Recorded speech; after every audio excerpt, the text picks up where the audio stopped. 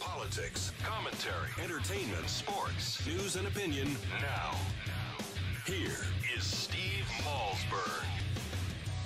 I think that there have been a number of situations in which you've seen this administration intervene in a meaningful way that has substantially furthered American interests and substantially improved the tranquility of the global community. Some political news. Yesterday, White House Press Secretary Josh Earnest said that President Obama has brought tranquility to the global community. And that's good, Josh. You should always open with a joke.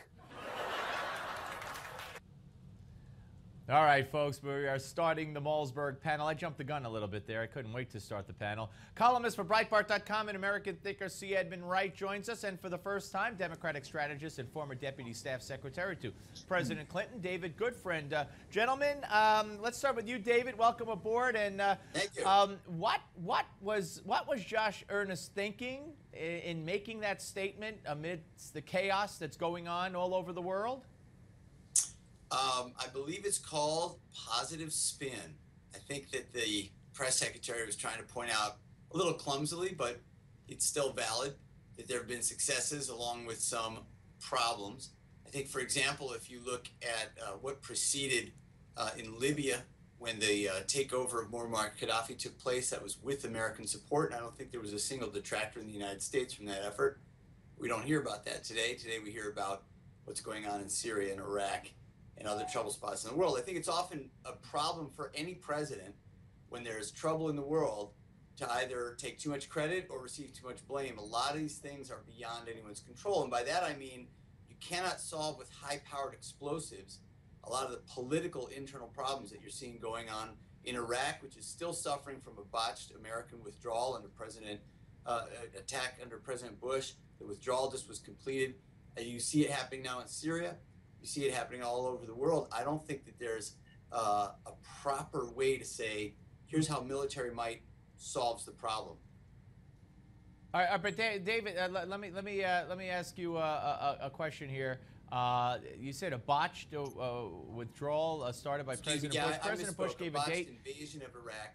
When we dismantled the Iraqi military, that was probably the biggest mistake. All right, I don't want to relitigate the Iraq War, but let's go to Edmund. Edmund, I mean, you know, speaking of, you want to talk about Libya? Libya is in chaos, and the terrorists run Libya. Look what happened in Benghazi. That last time I looked, that's part of Libya. So you know, it's like David was quoting that as a success. Because nobody's talking about it. Well, the State Department itself, just a few weeks ago, was citing Crimea as a success, or should I say the whole situation as a success, even though Russia had taken Crimea. Well, you're absolutely correct. I don't know if David got his talking points from Candy Crowley. She's not here to help clear up the foreign policy problems now. But I don't see tranquility in the Ukraine. I don't see it on the Texas southern border. I don't see it in Gaza. I don't see it in Egypt. I don't really see a whole lot of tranquility anywhere. And I guess I'm a little bit tired of hearing that it's all George Bush's fault. You know, it's interesting double standard. You know, Obama's going to one day figure out that where this rascally government is that's messing everything up. And by God, when he figures it out, he's going to fix it. At least that's what we keep hearing. David? Well, look, I said it before and I'll say it again. Presidents get too much blame from events beyond their control overseas. But I do know this. When we say we're going to invade a country in order to make it better, that usually doesn't work. This president has gotten us out of 2 wars that were misbegotten from the beginning. One of them was Iraq, which we now see is falling apart into 3 distinct regions. The other was Afghanistan, where Osama bin Forgotten was somehow going to be captured and caught, but we were distracted. So we were there for 15 years, the longest engagement of any, and I still don't know what we have to show for it. This president has gotten us out of those engagements. Now we can point to trouble spots. Well, we're not really out of Afghanistan. We're not out of Afghanistan. Soldiers are still dying there, but that's another issue. Let's talk about what he's doing. Not an invasion of a country or any such thing, but the support he's given to Hamas. both through his actions and his words. In the first place, while Hamas, while Hamas was, what's that? Support for Hamas. I mean, can you? Let me tell you. While Hamas was lobbing rockets at Israel, he wrote a piece in an Israeli newspaper saying that the Palestinian Authority was a great friend for peace. Mahmoud Abbas was a great partner for peace. Never mentioned Netanyahu.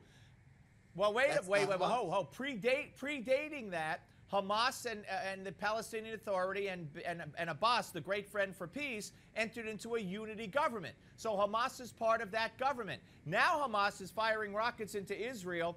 Israel's trying to get a job done, and Barack Obama says, well, Israel's done enough damage. Now they got to stop. Now we need a ceasefire. And then, John Kerry says, then Obama's willing to listen to and address everyone's concerns. So we're going to what? Sit down and address Hamas's concerns? Because that's what Kerry keeps saying.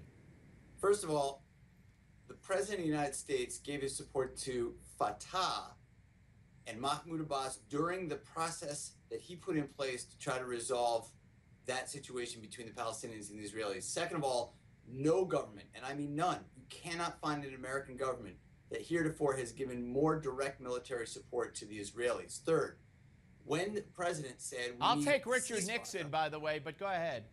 No, Nixon during the 1973 war was very, very slow to get material to Israel. It took Golda Meir. Really? That goes against history, but go ahead. All right, great. All right, so you cannot, I'm going to stick by this. You cannot find an American administration that has given more direct military support. Forget the platitudes for Obama. Address what I'm saying. Obama and Kerry just said they're going to give $43 million to Gaza. Where do you think that money's going, my friend, when the government of Gaza are terrorists?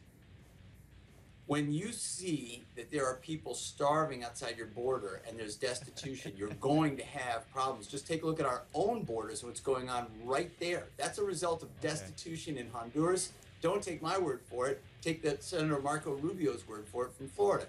Now, when the United States says we want to help rebuild Gaza, they're not talking about arming Hamas. They're talking about hospitals and schools, and that's supported actually by the Israelis. The problem Hamas has never built hospitals or schools. Why should they start now? All right, stay where you are. David Goodfriend and C. Edmund Wright. We're coming back with part 2 of the Malzberg panel, and we'll take it domestically to Obamacare, the 2 court decisions today, and some numbers on Hillary as Secretary of State. And if you want to weigh in, here's how you do it.